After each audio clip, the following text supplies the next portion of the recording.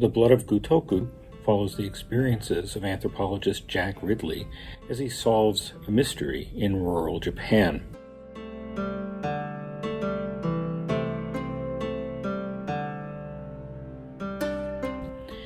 I became interested in writing a murder mystery because I'm an anthropologist, and I've always found that when I write ethnography, which is a type of writing that involves rich description of a place, but also tends to infuse anthropological theory and a lot of other kinds of academic things into the work. When I write things like that, I find myself feeling, as I think many ethnographers do, that maybe I'm just making up a story here. And in a way, I am making up a story. I pick and choose the things that matter most to me in terms of the place that I'm studying and trying to understand, and I write about that, and I present that to people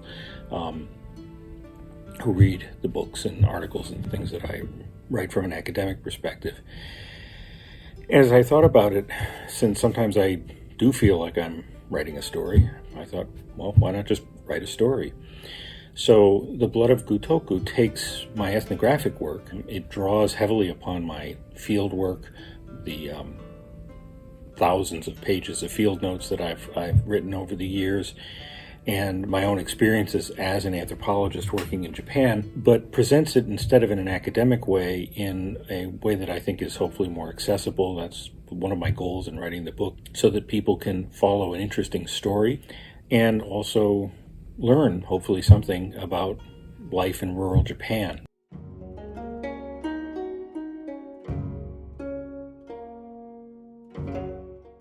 Rural Japan is an interesting place. It is experiencing a variety of challenges that are going to be affecting other places in the world as populations in particularly developed countries are now beginning to decline in many places. Japan is at the forefront of this.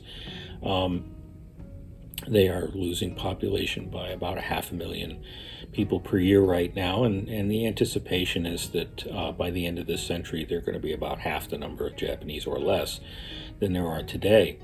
And rural parts of the country are experiencing this process ahead of the urban areas, and so there are a lot of challenges in their lives, and there are a lot of good things. They're very creative in the way that they approach addressing the changing demographics and the changing overall environment.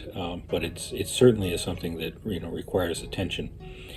And so I think one of the things the book can do is give people a window into understanding what life is like there, and also getting a sense of what the sort of lifeways are about there. The fact that rural Japan in many ways has things in common with a lot of parts of the United States, where you've got town centers that are hollowing out because large shopping malls are being built outside of the centers of towns.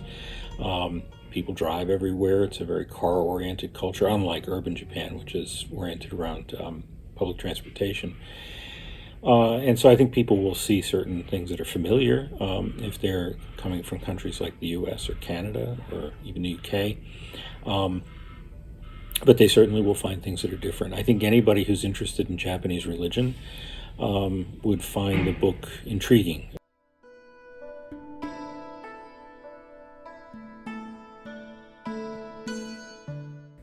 One of the more interesting questions, I think, which I've touched on a little, is how my personal experiences inform the narrative, and indeed they really do. Many of the things that I write about in the book are actual experiences that I've had. Well, for example, some of the ritual things that I describe are rituals that I've actually attended, and so in developing the descriptions, I was drawing directly on my field work and my field notes to build the narrative and the story. What I have found is that being an anthropologist is in many ways like being a detective. You solve puzzles, you learn about the way people live in another place, and you learn about their experiences, and in doing that you discover things that are kind of intriguing and that don't necessarily make sense, and so you try to solve those from a cultural perspective and understand how the different lives and context kind of fit together.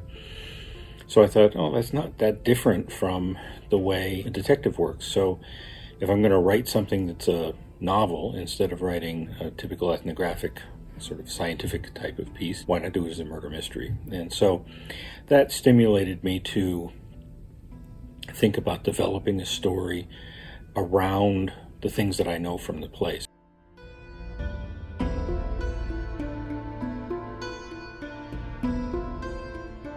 So the book is really quite different from other mystery novels because the place it describes is real, and the people are actually real people with whom I've worked. Sometimes they're composites of different people. Of course, I changed the names of people and the names of places and things like that to protect them, but it follows the same basic pattern as an ethnographic work in which I'm describing a real place, real things that happen. The thing that isn't real is the story. I made up the story around the different things that I've come to learn about over the years in living in Japan. I worked very hard to try to develop a good story that is an interesting and intriguing mystery. And so far, what people have told me is that they've struggled at figuring out who the murderer is. So that was definitely something that I wanted to accomplish in writing this. I've always been a fan of mystery fiction. I grew up loving Sherlock Holmes, and then have read many other people, Dorothy Sayers. I was into Ellery Queen for a while, Ellis Peters books, and I've always enjoyed reading mysteries. My wife thinks I'm a little strange about this. She doesn't understand why I'm intrigued with reading about murders, but when I was describing the book to her at one point, she says, well, why do you have to have a murder? That's terrible. And, well, that's the point of the book. It's a murder mystery. But she's actually been reading it and liking it, which is good news for me. But the goal here was to write a story that would catch people's imagination and also in the process help them to understand more about life in rural Japan.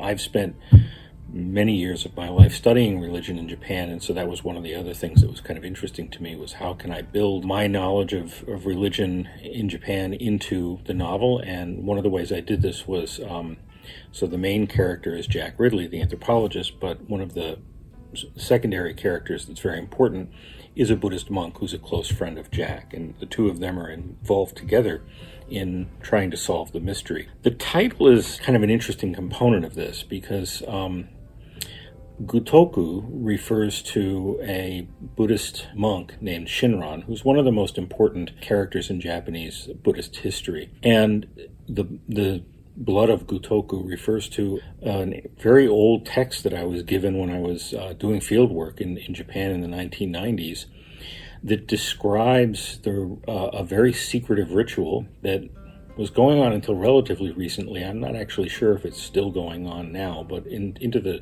90s and maybe very early 2000s it was going on. The depopulation in the area has meant there aren't that many children, and this was a ritual that was done with children involved.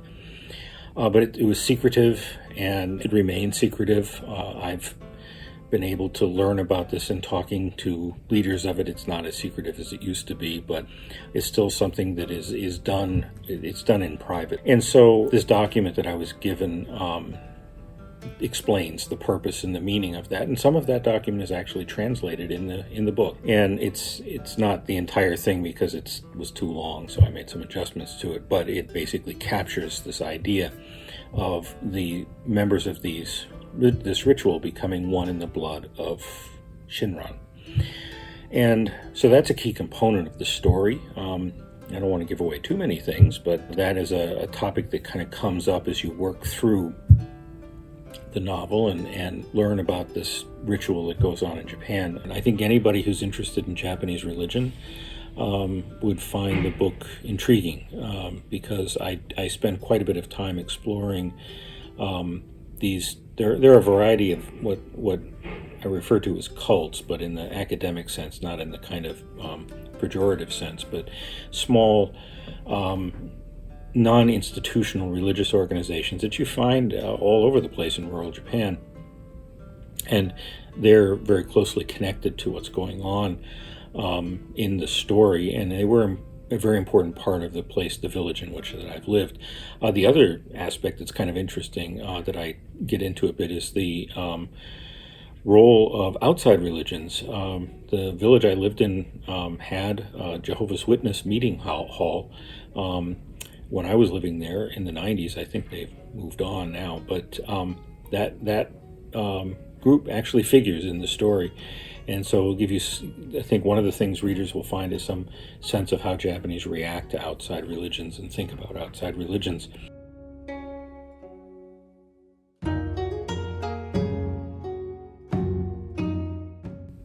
There's a secondary theme that runs through the book as he's retired, and when he retires he moves to Japan, and his thinking about retirement and about the rituals of retirement and the process of retirement and what a career means also are floating around in the book as he works through the mystery and talks to the different people that he knows in relation to that.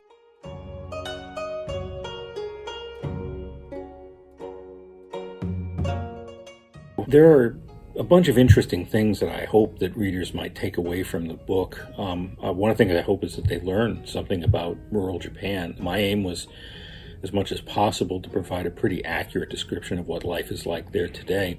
But I think it also has the opportunity to allow readers sort of into the mind of an anthropologist, as you know, he's working in the field trying to learn about something.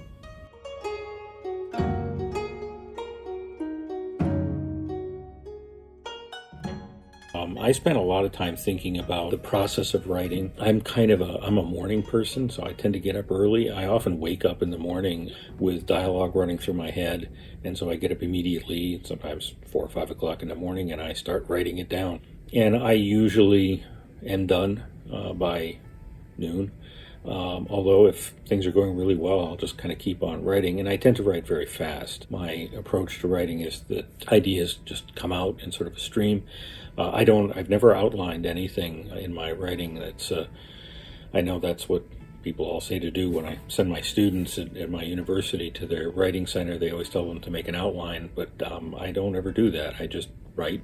I'm not sure how I got into writing. I mean, part of it is I was always interested in writing when I was in college, actually really going all the way back to 7th grade. I liked writing, and I still remember writing a short story for a class in 7th grade about a guy jumping out of an airplane and all of his thoughts as he's heading towards the ground, and then he pulls the cord to open the parachute and it doesn't open.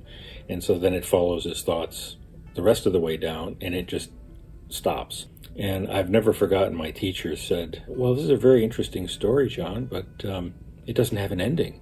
And that was kind of the point. But I got interested, I think, in writing after I wrote that story. I thought it was kind of fun, and I continued writing stories as I was going through school, but not all that seriously. And then, going on to becoming an academic, writing is simply part of what we do.